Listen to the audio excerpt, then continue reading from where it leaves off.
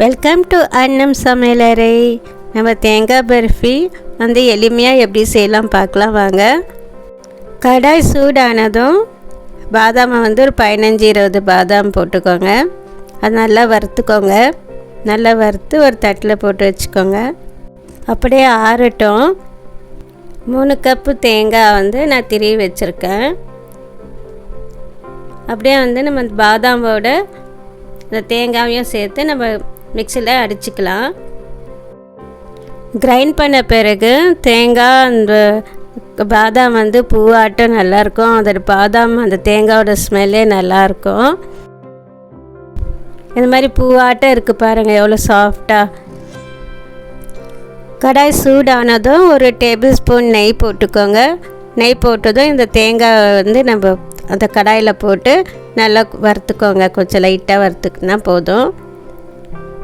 அது வந்து ப்ரௌனெல்லாம் ஆகக்கூடாது, ஒயிட்டாகவே இருக்கணும். நீங்கள் சிம்மில் வச்சு தான் நீங்கள் செய்யணும். 3 கப் தேங்காய் பூவுக்கு 2 கப்பு சுகர் போட்டிருக்கேன், சர்க்கரை போட்டிருக்கேன். நீங்கள் அது மெதுவாக கலந்து விடுங்க. சர்க்கரை நிறையா இருக்குது, தேங்காய் பூவும் நிறையா இருக்கும். மெதுவாக கலந்து விட்டிங்கன்னா போதும். சிம்மில் வச்சுக்கோங்க அடுப்பை. 1/2 கப்பு பால் ஊற்றிருக்கேன். அது மெதுவாக தான் கரையும். சீக்கிரமாக கரையலன்ட்டு நீங்கள் இன்னும் ஜாஸ்தி ஊற்றி அப்படியே இன்னும் நிறைய தண்ணி ஆகிடும். இதுவே போதுமான அளவு. பாருங்கள், அது மெல்ட் ஆக அந்த சர்க்கரை மெல்ட் ஆக கரெக்டாக வந்துடும். 1/2 ஸ்பூன் ஏலக்காய் போட்டிருக்கேன். நல்லா கலந்து விட்டுட்டே வாங்க. அதெல்லாம் அந்த சுகர் எல்லாம் வந்து நல்லா கலந்து வந்து இழுத்துக்கும். அந்த சுகர்லாம் கெட்டியாக வரும்.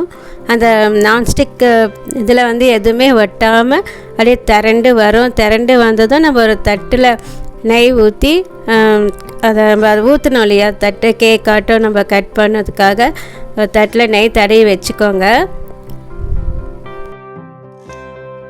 பாதாம் வந்து ஸ்கின் வந்து க்ளோ ஆகும், ஸ்கின்னுக்கு ரொம்ப நல்லது.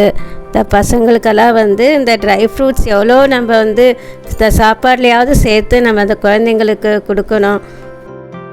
இந்த அருமையான தேங்காய் பாதாம் பர்ஃபியை வந்து உங்கள் வீட்டில் ட்ரை பண்ணி பாருங்கள்.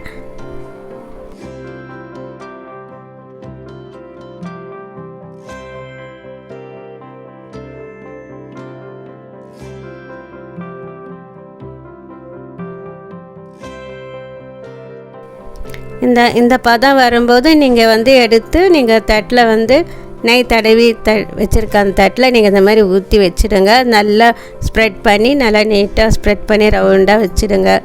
அது கொஞ்சம் ஒரு 15 மினிட்ஸ் ஆறட்டும். ஆறின பிறகு மெதுவாக நம்ம வந்து கத்தியில் ஸ்லைஸ்ட் பண்ணலாம்.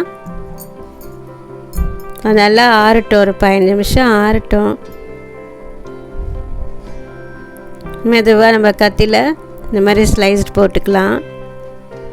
ஸ்கொயராக வேணால் ஸ்கொயராக போட்டுக்கோங்க. உங்கள் இதில் டைமண்ட் வேணாலும் டைமண்டாக போட்டுக்கலாம்.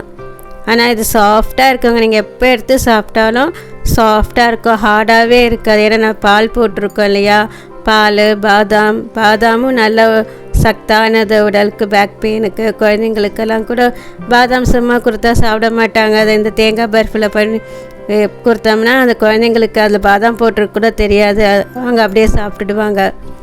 இந்த வீடியோ உங்களுக்கு பிடிச்சிருந்தா லைக் பண்ணுங்கள், ஷேர் பண்ணுங்கள், கமெண்ட் பண்ணுங்கள், மறக்காமல் சப்ஸ்கிரைப் பண்ணுங்கள், பெல் ஐக்கானை கிளிக் பண்ணுங்கள்.